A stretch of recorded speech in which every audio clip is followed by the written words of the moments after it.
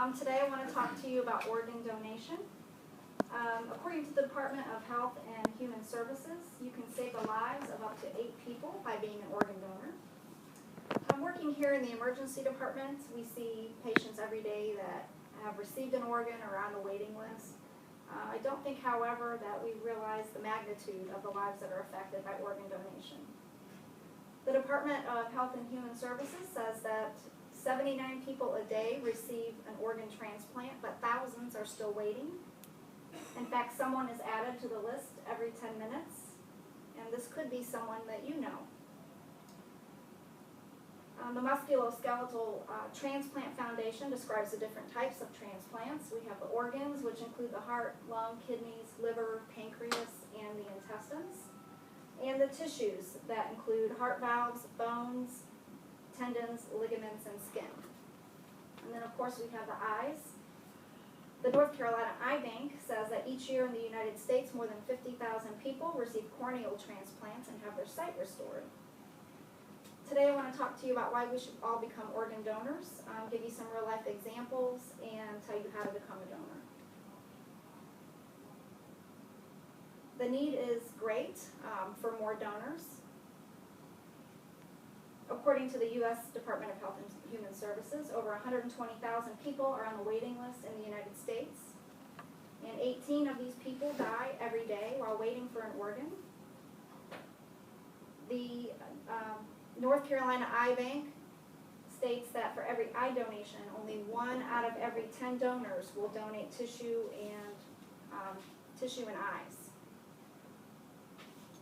In a study posted by the Iranian Journal of Nursing and Midwifery Research, they found a 70% daily increase in organ demand, which far exceeds the rate of the growing supply. This is a graph with figures. This is provided by the Penn State University. If you look at the gray line, that is the number of people that are on the waiting list for organ donation. It goes up to the year 2009. The brown line there represents the transplants that are actually performed, and then the green line is the number of actual donors.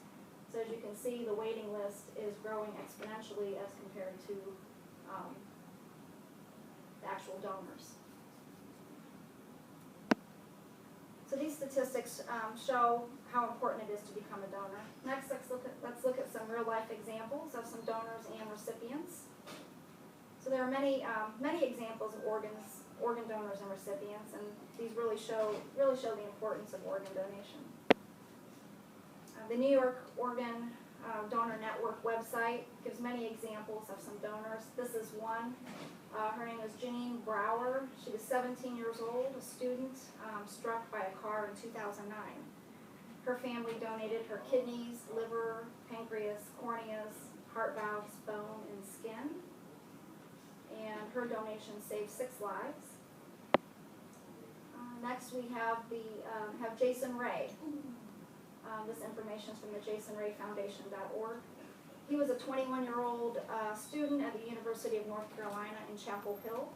He was the school mascot, and in 2007 he was struck by a car and killed just before a basketball game for UNC. His donation did save 4 lives. And his family, in his honor and his memory, started the Jason Ray Foundation, which raises awareness about organ donation. Recipients, we have Cheyenne Arnold and her grandfather Harrison Black. This is an example on the website for the U.S. Department of Health and Human Services. Cheyenne was born with cardiomyopathy, and by age 18 months old, she was on the waiting list for a new heart. She did receive the new heart shortly, and she's an active 7-year-old today. Her grandfather, Harrison Black, also, during that same time, developed cardiomyopathy and was put on the list, and he also received a new heart. So today they're both active and healthy and enjoying life. Last, let's talk about how to become a donor. First,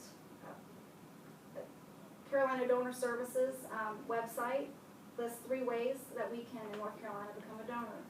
Your first is the driver's license. When you get your driver's license or have it renewed, you can have the red heart placed on your license, and this lets everyone know that you're an organ donor. You can also register online at the www.donatelifenc.org. And here you can choose which organs you want to donate, which ones you don't want to donate. You can also choose what happens to your organs if they take your organs for donation and then end up not using them. Last, you can, if you're not good with the internet, you can complete a paper enrollment form and send that to Donate Life NC, P.O. Box 51262, Durham, North Carolina 27717. In summary, thousands of people are waiting for a life-saving organ, and this number grows each day. Each one of us can help save lives by following one of these 3 easy steps that I just discussed. So please become an organ donor and help save a life. Thank you. Are there any questions? Is there an age limit? There is not an age limit. They do each case by case. They look at the patient's health, overall health, and the health of the organs. If you do decide to be a donor, is that something your family can change once you die? No, actually in the state of North Carolina they cannot, unless you are a minor.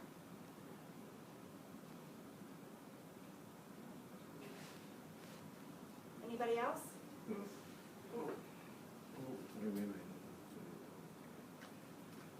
Is there any cost to the family if a loved one organs are donated?